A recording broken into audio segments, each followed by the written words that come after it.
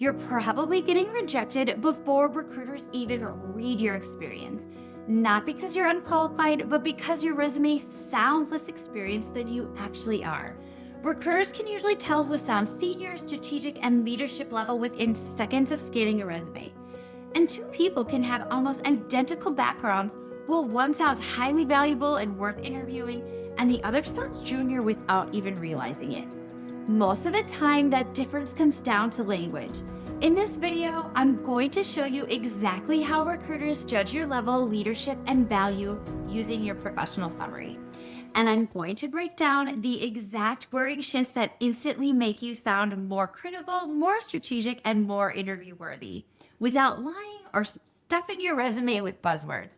Because recruiters are not just reading your resume, they're sizing you up and deciding if you're a fit for their role. Hi, if we haven't met yet, I'm Kate Kirchner, career strategist and your career bestie. I help qualified professionals stop getting overlooked and start positioning themselves like the obvious choice. Let's get right into it. One of the biggest mistakes people make with professional summaries is that they write them like biographies.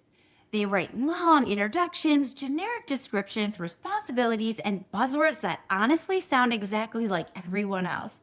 You have probably seen summaries just like this before. Dedicated professional, experience in collaborating with teams and supporting organizational goals. But what does that actually even mean? Seriously, everybody says they are dedicated. Recruiters are not looking for generic descriptions. They are looking for signals. Signals of leadership, signals of scope, signals of confidence, and signals of business impact. They are looking for signals that instantly tell them this person operates at a higher level, and they decide that fast. Your professional summary is not there to explain your life story. It is there to position you. Before recruiters even hit your experience section, your summary has already told them whether you sound strategic or task focused, leadership oriented or support level, confident or vague, like someone who owns outcomes or someone who just participated in them. That framing changes everything. Let me show you exactly what I mean. Here's how weaker summaries usually sound. Dedicated mental health professional with experience providing counseling services, managing caseloads, collaborating with teams, and supporting client needs. Now, technically, is that wrong? No, but it sounds small. It sounds task focused, and honestly, it sounds like thousands of other resumes for people in the mental health field that recruiters looked at that week. Now, listen to this version instead. Licensed professional counselor and certified rehabilitation counselor with experience supervising vocational and mental health programs, serving individuals with disabilities, including severe and persistent mental illness, substance use disorders, veterans, and justice-involved populations. Strategic leader with a proven track record of guiding teams of up to 25 staff, scaling programs to double in size, and driving outcomes including a 95% job retention and reduced recidivism. Skilled in implementing evidence-based practices and securing over $750,000 in funding to support program growth and performance. Feel the difference? The second version sounds more strategic, more credible, more leadership focused, and much more valuable. And the reason why is because strong summaries establish level immediately. If you lead people, say it. If you own programs, say it. If you manage operations, funding system, outcomes, growth, performance, say it.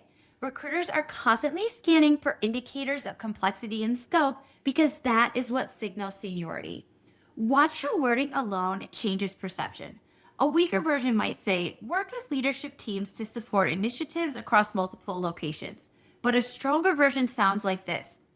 Partnered with executive leadership across 12 locations to improve operational performance, streamline workflows, and reduce reporting delays by 35%. Those are two completely different perceived levels, even though they are describing very similar work. Here's another example. A weak version might say, help clients with employment goals and job placement support. But a stronger version sounds like this. Improved employment outcomes for individuals with significant barriers to employment, contributing to a 95% job retention rate and increased program placement success across multiple community partnerships. Again, one sounds like participation, while the other sounds like ownership and measurable impact. And that difference matters way more than most people realize. Strong summaries focus on impact, not responsibilities. Weak summaries talk about tasks, while strong summaries talk about outcomes like growth, retention, funding, revenue, scaling, leadership, performance improvement. That is what makes somebody sound senior. Specificity matters a lot here too because generic language weakens credibility almost instantly, while specific language creates authority. Helped clients sound vague, but achieved 95% job retention and secured over 750,000 in funding sounds measurable, strategic, and real. Specificity builds trust fast. Another huge difference is that strong summaries connect directly to the problem the role was designed to solve.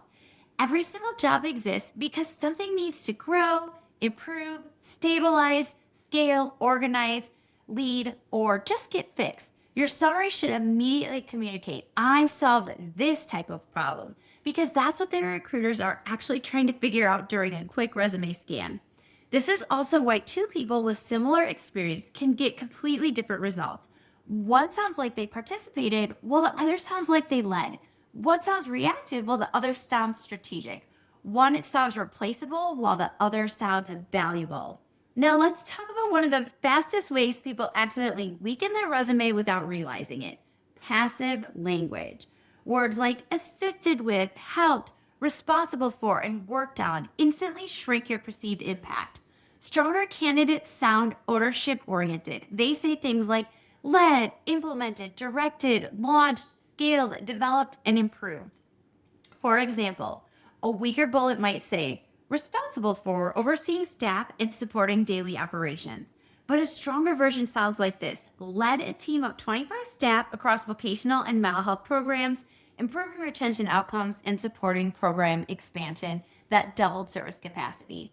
Or instead of saying worked on process improvements, a stronger version would sound like this: implemented workflow improvements that reduced reporting delays by 35% and improved operational efficiency across multi-site programs.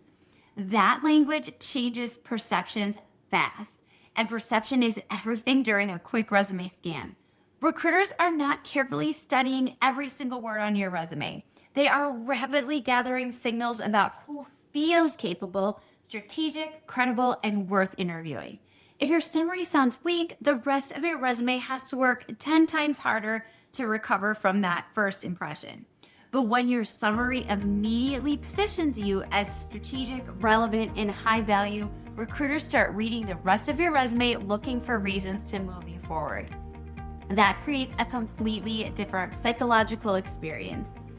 I linked my free action verb cheat sheet below that will help you write summaries that sound stronger, clearer, and more strategic without sounding robotic and fake. And if you want step-by-step help building resumes and good job search strategies that actually get interviews, I also linked my full Get Seen resume and job search strategy guide below.